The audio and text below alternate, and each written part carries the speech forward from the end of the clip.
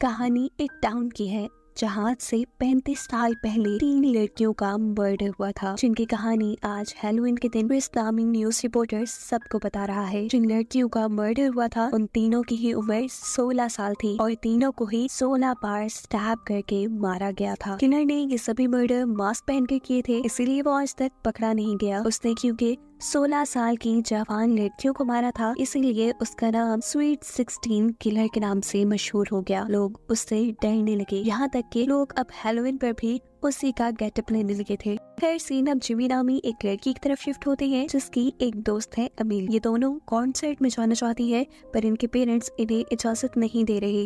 हालांकि वो ये बात जानते भी हैं कि जिमी को सेल्फ डिफेंस आता है, वो कराटे चैंपियन है, पर उसके पेरेंट्स के डरने की वजह उनके दिल में बैठा हुआ पुराना खौफ है। पता चलता है कि जिन लड़कियों के मर्डर की कहानी हमने सुनी है वो अमेलिया और जिमी के पेरेंट्स की क्लास फेलोज थी। और इस वक्त जिमी के डैड ये फैसला करते हुए इस लड़ाई को खत्म करते हैं कि वो खुद जिमी और अमेलिया को कॉन्सर्ट में लेकर जाएंगे। पीछे घर पर अब जिमी की मॉम अकेली थी, जहाँ पहले उनसे कुछ बच्चे हैलोवीन का गिफ्ट लेने के लिए आते हैं और फिर स्वीट 16 किलर के फेस में एक आदमी। इसे गिफ्ट्स या कैंडी नहीं चाहिए थी, बल्कि इसे तो जिमी की मॉम की जान चाहिए थी। वक्त रहते ही जिमी की मॉम दरवाजे को लॉक करते हुए जल्दी से पुलिस को इन्फॉर्म करती है और इतने में किलर भी दरवाजे का लॉक खोल के घर के अंदर आ जाता है। अब पैम यानी जिमी की मॉम ड्रॉ के अंदर से एक गन निकालती है किलर को मारने के लिए, लेकिन किलर यहाँ गन पकड़कर उनके ऊपर हमला करना शुरू कर देता है। जहाँ पैम अपना अच्छा सेल्फ डिफेंस कर रही थी क्योंकि वो खुद भी एक कराटे चैंपियन थी। अपने ऊपर हावी होते हुए किलर को एक जोरदार झटके से साइड पे गिराते हुए पैम जल्दी से किचन में जाकर एक नाइफ निकाल लेती है और किलर को बताती है कि तुम यहाँ से चले जाओ वरना पुलिस आने वाली है। ये सुन किलर भी थोड़ा घबरा जाता है। वो अब यहाँ से जाने के लिए पीछे मुड़ गया था। पैम को लगा कि किलर जा चुका है, लेकिन तभी अचानक किलर पीछे से पैम के ऊपर हमला करते हुए उसे कई मरतबा स्टैब करके मार देता है। किलर यहाँ से भाग जाता है और यहाँ पुलिस आ जाती है। न्यूज रिपोर्टर क्रिस सबको बताता है कि पैम को भी 16 मरतबा स्टैब करके मारा गया है, यानी स्वीट 16 किलर वापस आ चुका है। जेमी भी तब अपनी मॉम की मर्डर की वजह से काफी दुखी थी। अगले दिन स्कूल में ऑफिसर्स जब केस की इन्वेस्टिगेशन करने के लिए जिमी को बुलाते हैं, जहाँ उसे बताया जाता है कि पैम काफी दिनों से क्रिस नामी न्यूज रिपोर्टर के साथ राब्ते में थी। इसीलिए जेमी जाकर क्रिस से मिलती है और उससे पूछती है कि आखिर क्यों अपनी मॉम को इतने मैसेजेस करते थे। क्रिस बताता है क्योंकि तुम्हारी मॉम को कुछ दिन पहले ही किलर ने एक नोट भेजा था जिसमें लिखा था यू आर नेक्स्ट। उसी सीरियल किलर को पकड़ने के लिए हम दोनों एक साथ काम कर रहे थे। यही बातें वो जाकर अब अपनी फ्रेंड अमेलिया से डिस्कस करती है। यहाँ अमेलिया ने अपने साइंस फेयर के लिए अपनी मॉम का आइडिया यूज करते हुए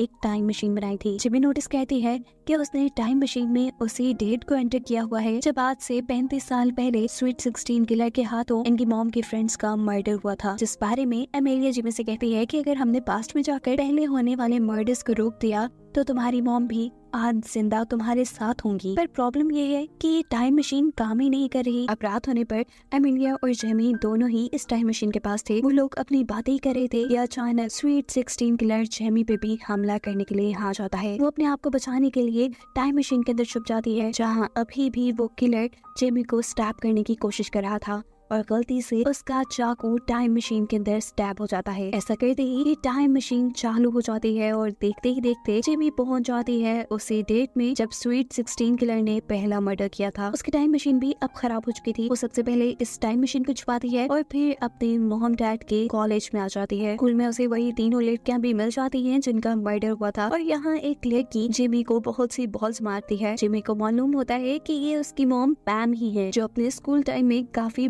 थी। साथ ही उनका पूरा ग्रुप भी स्कूल में काफी फेमस था। इस सब के बाद वो अमेलिया की मॉम के पास आती है और उसे बताती है कि मैं फ्यूचर से आई हूँ। आपकी डायरी की मदद से आपकी बेटी अमेलिया ने टाइम मशीन बना ली है जिसका इस्तेमाल करते हुए मैं आज यहाँ तक पहुँची हूँ। अमेलिया की मॉम को उसकी बातों पे यकीन करना इसलिए मुश्किल ही हुआ था क्योंकि वाकई वो टाइम मशीन के ऊपर अपनी रिसर्च कर रही थी और आज तक उसने अपनी रिसर्च और डायरी के बारे में किसी को नहीं बताया था।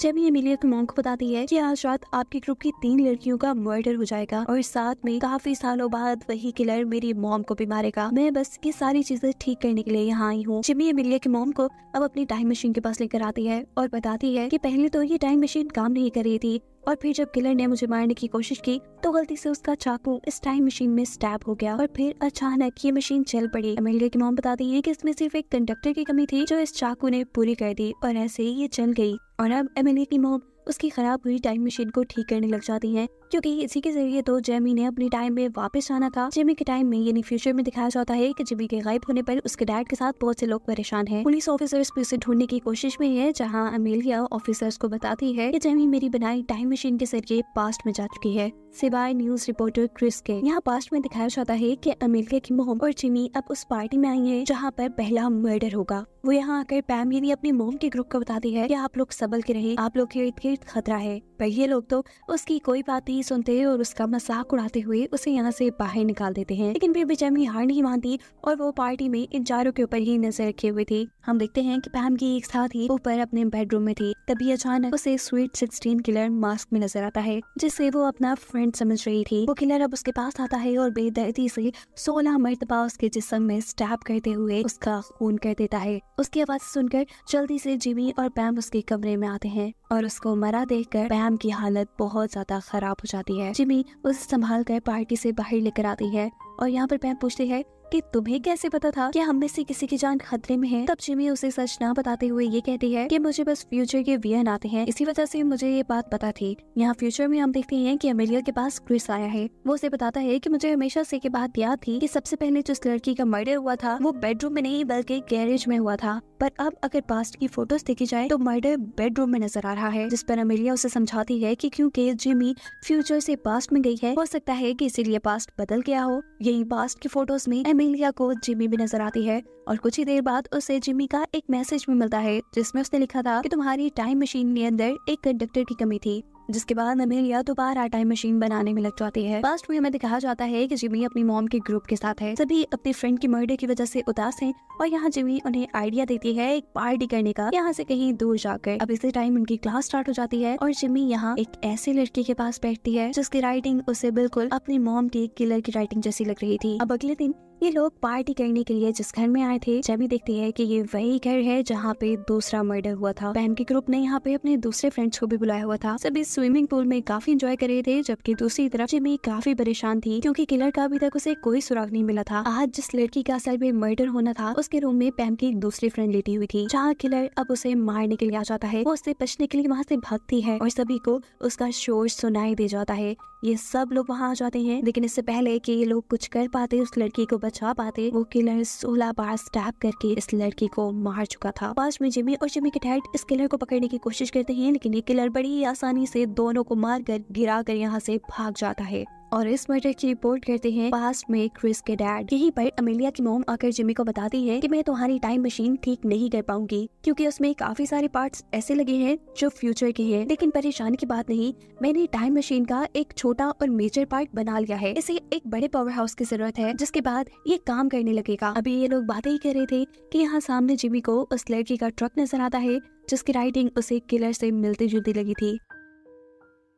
वो सब कुछ छोड़ छाड़ कर उस लड़के का ट्रक चेक करने के लिए जाती है, लेकिन यहाँ पर तो खिलौने के अलावा कुछ भी नहीं था और वो लड़का भी काफी डरा सहमा था। वो जब यही बातें कर रहे होते हैं तो यहाँ पर डॉग नाम का एक आदमी आता है जो भी पैम का एक क्लास फेलो है। वो उससे कहता है कि अगर कोई भी मुश्किल हो तो तुम मुझे बताना, मैं एक कराटे चैंपियन हूँ और सब कुछ बड़ी आसानी से सॉल्व कर लेता हूँ। इसके बाद दोबारा जिमी अमेलिया के मॉम के पास जाती है जो अभी भी अपनी टाइम मशीन के लिए बड़ा पावर हाउस ढूंढ रही थी। जब जिमी को वहाँ पर एक झूला नजर आता है जो एक परफेक्ट पावर हाउस का काम कर सकता था। ये लोग अब झूले के पास जाकर उसके कंट्रोलर से कहते हैं कि आपके झूले में कोई खराबी है और हम उसे ठीक करना चाहते हैं, अगर आप इजाजत दे तो। इस झूले वाला भी मान जाता है और वहाँ से खड़ा होकर बाहर निकल जाता है और अमेलिया की मॉम अब उस टाइम मशीन को इस पावर हाउस के साथ कनेक्ट करना शुरू कर देती है। दूसरी तरफ जिमी अब पैम के ग्रुप से मिलती है और उन्हें बताती है कि कल जिस लड़की का मर्डर हुआ फ्यूचर टाइम के मुताबिक उसका मर्डर आज होने वाला था, जबकि किलर ने कल दूसरी लड़की को मारना था। अब क्योंकि वो अपने सही टारगेट को नहीं मार पाया, इसीलिए आज वो इस लड़की को मारने के लिए वापस जरूर आएगा। अगर हम सब लोग मिलकर काम करें तो हम इस लड़की की जान भी बचा सकते हैं और किलर को भी पकड़ सकते हैं। सभी लोग उसकी मदद करने को मान जाते हैं, जबकि फ्यूचर में दिखाया जाता है कि अमेलिया ने भी अपनी टाइम मशीन बना ली है। वो क्रिस से कहती है कि हमें इसे एक्टिवेट करने के लिए एक मेटल कंडक्टर चाहिए होगा जिसे तुम जाकर ले आओ। इधर पास्ट में ये लोग किलर को पकड़ने की प्लानिंग कर चुके थे। जिमी अब उस लड़की को हॉरर हाउस में भेजती है जिसे किलर ने मारना था। उनके एक्सपेक्टेशन के बिल्कुल मुताबिक किलर भी वहाँ पहुँच जाता है और इससे पहले कि वो उस लड़की को मारता उससे पहले जिमी नजर आ जाती है, जिसने पिछले मर्डर के टाइम में भी इस किलर को पकड़ने की कोशिश की थी। वो सोचता है कि क्यों ना पहले जिमी को ही खत्म कर दिया जाए। वो जब जिमी के ऊपर हमला करने के लिए आगे बढ़ता है तो जिमी बड़ी आसानी से इस हमले से अपने आप को बचा लेती है, क्योंकि उसे सेल्फ डिफेंस आता था इससे पहले कि किलर अब उसके ऊपर भारी पड़ता। यहाँ पास में ही जिमी के डैड और बाकी लोग भी आ जाते हैं, जिन सभी के साथ ही किलर अकेला लड़ रहा था। उसकी फाइटिंग स्किल्स काफी अच्छी थी, क्योंकि उसने एक ही वक्त में सभी को काबू किया हुआ था। किलर का ध्यान इन सबसे लड़ने में था और इसी चीज का फायदा उठाते हुए पीछे से एक लड़की एक बड़ी सी स्टिक उसके सीने में स्टैब करके उसे मार देती है। फाइनली अब किलर मर चुका था। ये लोग किलर का मास्क उतार कर देखते हैं तो पता चलता है कि ये डॉग नाम का वही लड़का है जिसने पहले जिमी से बात की थी और उसे बताया था कि वो एक बहुत ही अच्छा कराटे चैंपियन है। लेकिन अब सवाल ये था कि इन्हीं का क्लास फेलो इन्हीं को क्यों मार रहा था। ये लोग डॉग के गले में पहना हुआ एक पेंडेंट देखते हैं जिसके अंदर एक लड़की की तस्वीर थी। पैम यानी जिमी की मॉम कहती है कि ये लड़की डॉग की फ्रेंड थी। वो काफी मोटी और अजीब दिखती थी, इसीलिए हम सारे उसे बुली किया करते थे। फिर एक दिन पैम की तीनों फ्रेंड्स ने उसे नाइट आउट में बुलाया और उसकी इतनी बेइज्जती उससे बर्दाश्त नहीं हो सका। गुस्से में उसने बहुत ड्रिंक किया और फिर गाड़ी चलाकर वहाँ से चली गई और इस सब में उसका एक्सीडेंट हो गया। वो मर गई। डॉग को लगता था कि उसकी फ्रेंड को मारने के पीछे इन तीनों लड़कियों का हाथ है, इसीलिए वो इन तीनों लड़कियों को मारना चाहता था। जेमी अब पैम से कहती है कि आप लोग बहुत बुरे हैं, आप लोग इतना बुरा काम भी कर सकते हैं, मुझे यकीन नहीं था।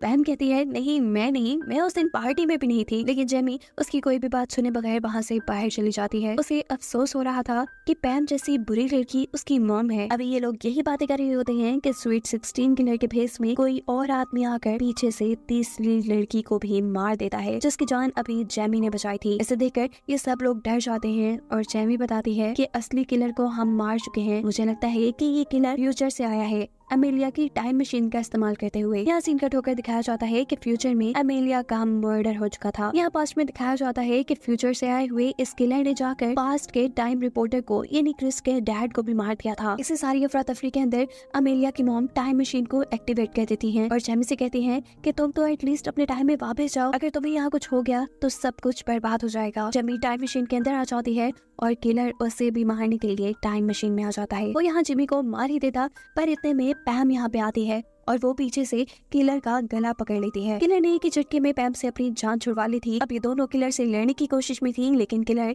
इन दोनों से ज्यादा ताकतवर था। जिस झूले के अंदर इन्होंने टाइम मशीन लगाई हुई थी, टाइम मशीन के एक्टिवेट होने की वजह से ये झूला बहुत ही तेजी से घूमने लगा था और इसकी वजह से ये सारे लोग अब पीछे जा लगे थे। यहाँ तक कि ये लोग हिल भी नहीं पा रहे थे, पर ये किलर किसी तरह आहिस्ता आहिस्ता सरफेस के साथ साथ चलते चलते पैम तक पहुँच जाता है। इससे पहले कि वो पैम को स्टैब कर देता, यहाँ जिमी वक्त रहते ही इस झूले का दरवाजा खोल देती है, जिसकी वजह से पैम यहाँ से बाहर गिर चुकी थी। दरवाजे के खुलने की वजह से हवा के प्रेशर के जरिए किलर का मास्क भी उतर जाता है, जिसकी वजह से हम किलर का चेहरा देख पाते हैं, जो कोई और नहीं बल्कि फ्यूचर से आया न्यूज रिपोर्टर क्रिस ही है। उसने फ्यूचर में अमेलिया की टाइम मशीन का इस्तेमाल किया था और वो यहाँ पर आ गया। फ्यूचर में उसी ने ही जिमी की मॉम यानी पैम को भी मारा था, ताकि स्वीट 16 की कहानी कंटिन्यू रहे। लोग इस कहानी को आहिस्ता आहिस्ता भूलते जा रहे थे, पर क्रिस तो हर मर्तबा इसी कहानी की ब्रॉडकास्ट करके पैसे कमाता था। जिमी पूछती है कि आखिर तुमने अपने डैड को क्यों मारा, जिस पर क्रिस बताता है कि उन्होंने मेरा कभी ख्याल नहीं रखा, इसीलिए मैंने उन्हें मार दिया। इससे पहले कि इस टाइम मशीन के अंदर अब जिमी मारी जाती, जिमी एक नेल गन का इस्तेमाल करते हुए क्रिस को ही मार देती है और दिखाया जाता है कि फाइनली अब जिमी पहुंच चुकी है अपने टाइम के अंदर। घर आने पर वो देखती है कि उसके मॉम डैड दोनों सही सलामत थे, यानी उसने फाइनली पास्ट को चेंज करके अपनी मॉम की जान बचा ली थी। यहाँ पर अब अमेलिया की मॉम जेमी से मिलती है और उसे एक साइड में ले जाकर बताती है कि मैं आज बहुत नर्वस थी, मैं जानती थी कि आज की टाइम मशीन तुम्हें इस टाइम में लेकर आएगी और मैं नर्वस इसलिए थी कि अगर उस टाइम मशीन के अंदर से किलर भी निकला तो क्या होगा, इसीलिए तो मैंने अपने पास एक गन भी छुपा ली थी। वो आप जिमी को एक बुक देती है जिसके अंदर वो सारी चीजें लिखी हुई थी जो उसके पास्ट में जाने की वजह से इस टाइम में चेंज हो गई थी। यहाँ इस टाइम में यानी फ्यूचर में जिमी का एक भाई भी है जिसका नाम उसके पेरेंट्स ने जिमी रखा था और असल में जिमी का नाम अब चेंज हो चुका था। और यही सब बताते हुए ये कहानी यहाँ पे खत्म हो जाती है।